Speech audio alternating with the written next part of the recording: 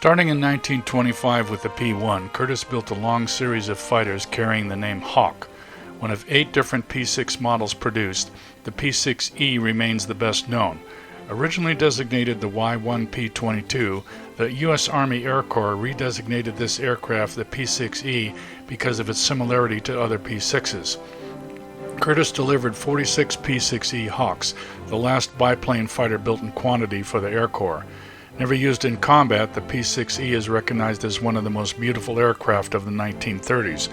Armed with 2 .30 caliber machine guns, it had a maximum speed of 204 miles per hour and a range of 480 miles. The P-12 was the U.S. Army's last biplane fighter. Developed by the Boeing Airplane Company in the late 1920s, the P-12 served the United States Army Air Corps, Navy, and Marine Corps. Boeing built 366 P-12 variants, of roughly a third of which were P-12Es. All variants of the aircraft retained wooden wings. First delivered to the Army in 1931, the P-12E on display flew with the 6th Pursuit Squadron, 18th Pursuit Group at Wheeler Field, Hawaii until November 1939, when the Army transferred it to Chicago, Illinois. The following year, one of the P-12 struts collapsed while landing.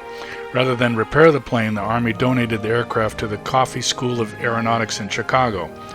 After the war, the aircraft deteriorated in a Chicago garage until it was discovered in the mid-1960s by Marcus Foose and Glenn Courtwright, who took possession of the aircraft and donated the P-12E to the National Museum of U.S. Air Force in 1973.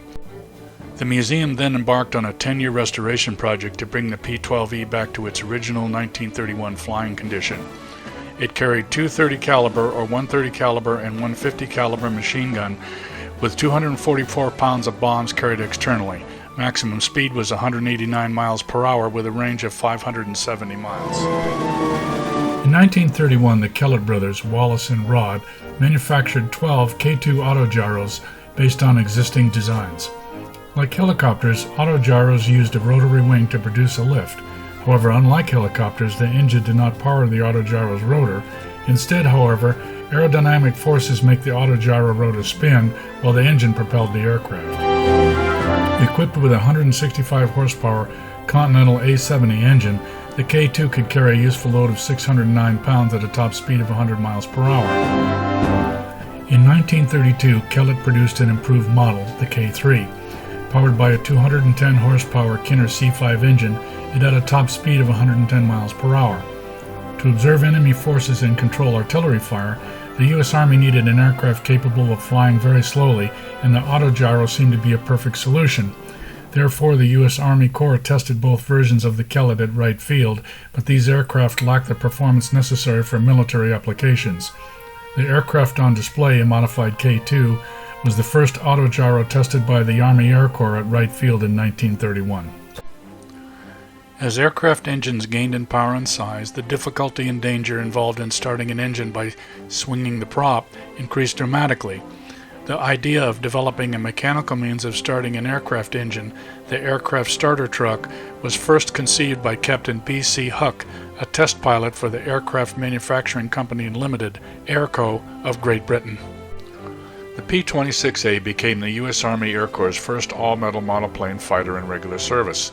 Affectionately named the Pea-Shooter by its pilots, the P26 A could fly much faster in level flight than the Air Corps' old wood and fabric biplane fighters.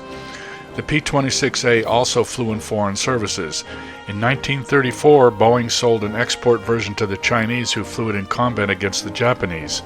In December 1941, the Philippine government employed the then obsolete P26A against the Japanese in a futile effort.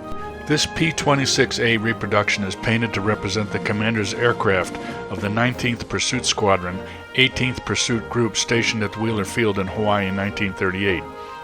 Armed with 2 .30 caliber or 150 caliber and 130 caliber machine guns and 200 pounds of bombs, it was powered by a Pratt & Whitney R1340 Wasp radial of 500 horsepower. The maximum speed was 234 miles per hour with a range of 360 miles. The advanced design of the Martin B10 made it 50% faster than contemporary biplane bombers and as fast as most of the fighters. In the largest procurement of bomber aircraft since World War I, the Air Corps ordered 121 B-10s from 1933 to 1936. The Air Corps also ordered an additional 32 of these aircraft with 700 horsepower Pratt & Whitney R1690 Hornet engines and designated them as B-12s. By the late 1930s, B-17s and B-18s had replaced the Air Corps' B-10s and B-12s, but the Chinese and Dutch Air Forces flew export versions in combat against Japan at the start of World War II. The aircraft on display, an export version sold to Argentina in 1938, is the only remaining B-10. In 1970, the government in Argentina donated the airplane to the U.S. government for the U.S. Air Force. With a crew of 4 and armed with 330 caliber machine guns, it could carry 2,200 pounds of bombs. Powered by two 775 horsepower Wright R1820 Cyclone engines, it had a maximum speed of 215 miles per hour and a range of 1,370 miles. The Northrop A17 was the last of the pre-World War II single-engine attack aircraft ordered into production by the Army Air Corps. Caught in the pre-World War II doctrine that emphasized air superiority over ground support, the A-17 was never fully tested in peacetime exercises or in combat. Its fate was sealed in 1938 when the Army Air Corps determined that all future attack aircraft procured would be multi-engine models. The A-17 saw unit service for less than 4 years. In June of 1940, all but 20 A-17s were sold overseas. The last A-17 was written off the Army Air Force records early in 1945. The aircraft on display, Air Corps serial number 36-207, is the only A-17 series known to exist. This aircraft is marked in the colors of the 90th Attack Squadron, 3rd Attack Group at Barksdale Field in June 1938. Armed with 4 fixed and 1 flexible mount 30 caliber machine guns that could carry up to 1,100 pounds of bombs. Powered by one Pratt & Whitney R1535-13 of 825 horsepower, the maximum speed was 220 miles per hour with a range of 732 miles. The North American BT-14 was a basic trainer. Except for the fabric-covered movable surface on the tail and wings, the BT-14 was an all-metal aircraft. The Army Air Corps purchased 251 BT-14s. Very similar to the BT-14, this North American NA-64 is one of a group of aircraft originally built for the French. When Germany defeated France in 1940, undelivered NA-64s were diverted to the Royal Canadian Air Force, where they served as Yale I flight and radio operator trainers. In 1974, the aircraft on display was extensively restored, after which it flew in air shows and conducted aerial photography.